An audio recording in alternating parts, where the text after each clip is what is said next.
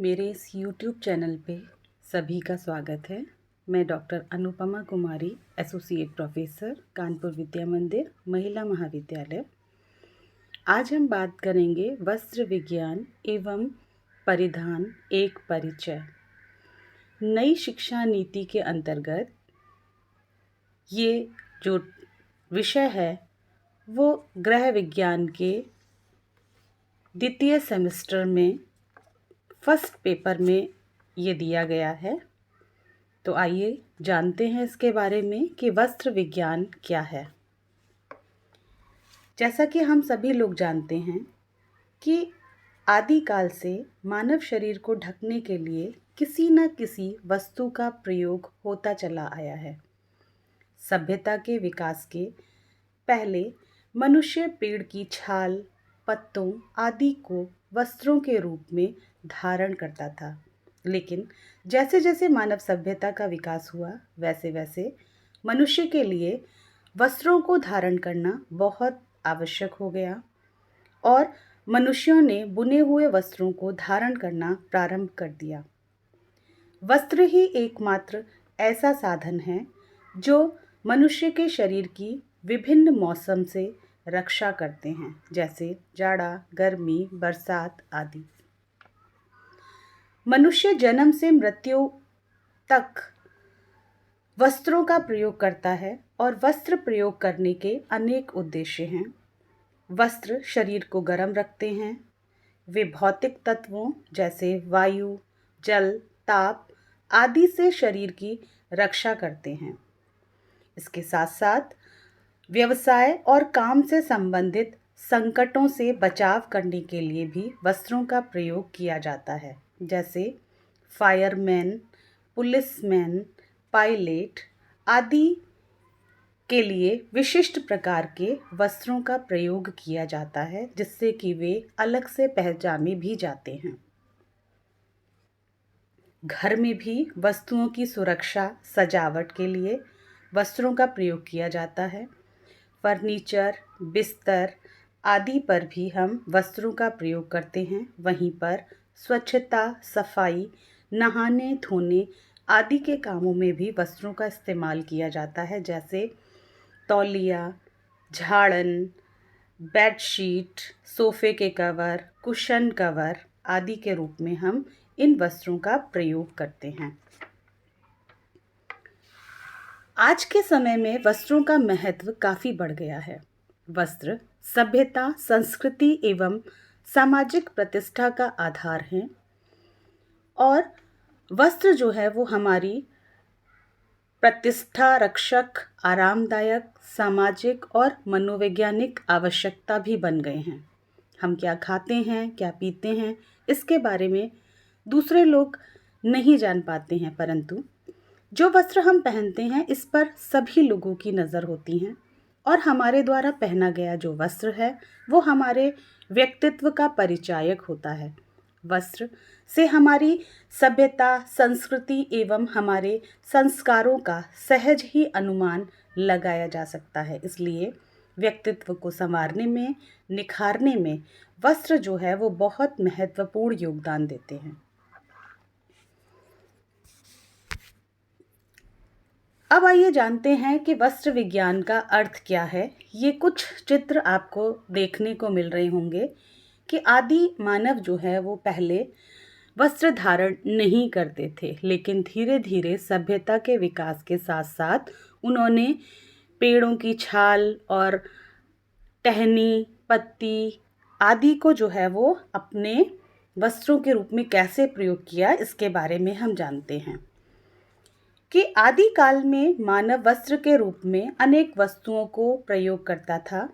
सभ्यता का पहला मंत्र था कि मनुष्य ने वस्त्रों के माध्यम से सीखा।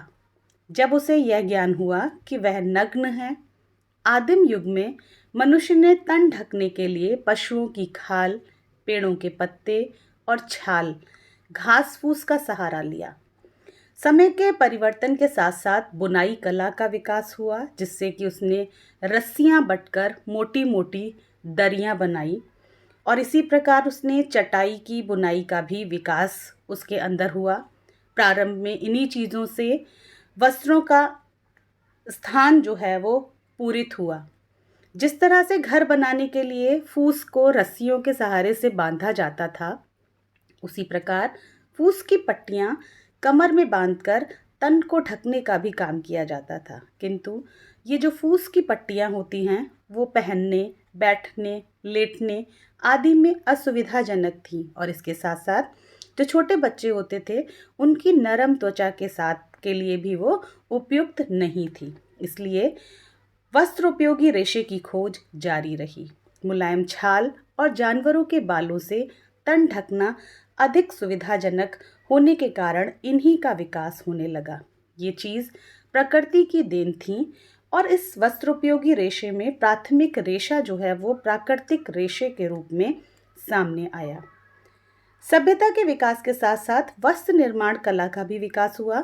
जो देश सभ्यता की दौड़ में आगे बढ़े वहाँ वस्त्र उद्योग भी आगे बढ़ा। मिस्र, यूनान, भारत जैसे देशों में भारत की सभ्यता एवं संस्कृति अत्यंत पुरानी है। वस्त्र उद्योग का इतिहास भी उतना ही पुराना है। आइए जानते हैं कि वस्त्र, ये कुछ पारंपरिक वस्त्र हैं जो कि प्राचीन काल से आज तक उपयोग में लाए जा रहे हैं। अब हम बात करते हैं कि वस्त्र विज्ञान का महत्व क्या है, कि हम हर समय किसी न किसी प्रकार के वस्त्रों का उपयोग करते हैं। वस्त्रों को पहनने के कई कारण हो सकते हैं, जैसे जो पहाड़ी क्षेत्रों में व्यक्ति रहते हैं वो अपने शरीर को गर्म रखने के लिए वस्त्रों का उपयोग करते हैं। वहीं कुछ व्यक्ति अपने व्यवसाय से संबंधित वस्त्रों का उपयोग करते हैं। और वस्त्र जो है वो हमारी आर्थिक और सामाजिक स्थिति को भी प्रदर्शित करते हैं। और कुछ व्यक्तियों को हम उनके वस्त्रों के अनुसार उनको दूर से ही पहचान लेते हैं। उनकी आइडेंटिफिकेशन उसका हो जाता है कि अमुक व्यक्ति उस व्यवसाय से संबंधित है, जैसे पुलिसकर्मी, पोस्टमैन, पादरी, सन्यासी आदि। सबसे फर्स्ट आता है कि प्रयोजन।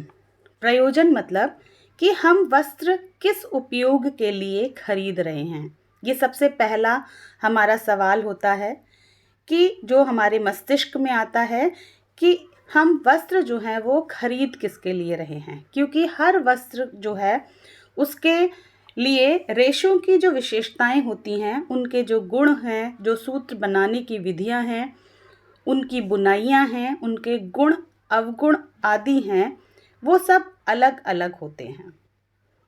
हम अगर घर में सजावट या फर्नीचर पे कवर बिछाने के लिए अगर वस्त्रों का उपयोग कर रहे हैं तो उन वस्त्रों की जो गुणवत्ता है वो अलग होगी। अगर हम पहनने के लिए वस्त्रों का प्रयोग कर रहे हैं तो उन वस्त्रों में हम अन्य गुणों को देखेंगे जो कि आरामदायक हों, आसानी से हम उसको पहन सकें आदि आदि। दूसरा आता है कि वस्त्रों की कार्य क्षमता, कि हम सभी व्यक्ति जो है वो वस्त्रों को किसी न किसी काम को ध्यान में रखकर खरीदते हैं। कभी कभी परिधान खरीदते हम जब जाते हैं तो कभी घरेलू उपयोग में काम आने वाले वस्त्रों को खरीदते हैं।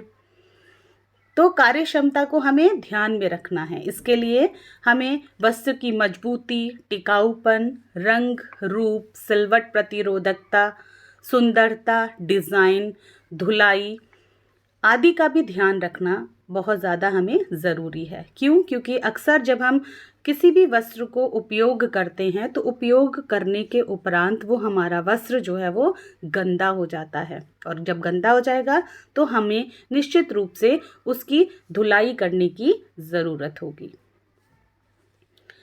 नेक्स्ट आपका आता है वस्त्र की सुंदरता एवं आकर्षकता, कि वस्त्रों में सौंदर्य पक्ष जो है वो बहुत ज़्यादा इम्पॉर्टेंट होता है। चाहे हम वस्त्र को अपने घर के सजावट के लिए प्रयोग कर रहे हैं या हम अपने पहनने के लिए प्रयोग कर रहे हैं, क्योंकि सुंदर वस्त्र जब हम पहनते हैं तो उससे हमारे अंदर एक आत्मविश्वास उत्पन्न होता है और वहीं पर अगर हम सुंदर वस्त्रों से अपने घर को सजा रहे हैं तो हमारा घर भी जो है वो सुंदर दिखने लगता है। नेक्स्ट आता है टिकाऊपन, कि प्रत्येक व्यक्ति की इच्छा होती है कि वो जो भी वस्त्र खरीद रहा है या ले रहा है तो उसका वस्त्र ऐसा हो जो कि काफ़ी दिन तक उसके काम आए, या दूसरे शब्दों में हम ये कह सकते हैं कि किसी भी काम के लिए वस्त्र खरीदा जाए और खरीदने वाले को उसकी मजबूती और उसके टिकाऊपन की आशा रहती है कि वो वस्त्र हमारा जो है वो ज़्यादा टाइम तक चले। टिकाऊपन के अंतर्गत आता है कि वस्त्र का सौंदर्य, उसकी रौनक भी इसमें शामिल होती है। मतलब जो रंग है वस्त्र का वो कच्चा ना हो, वस्त्र हमारा मजबूत हो और जो धागे हैं उसमें वो धागे अच्छी वीविंग हुई हो उस पर, उसकी देख रेख जो है वो आसान हो। ये सारी चीज़ों का हम ध्यान रखते हैं।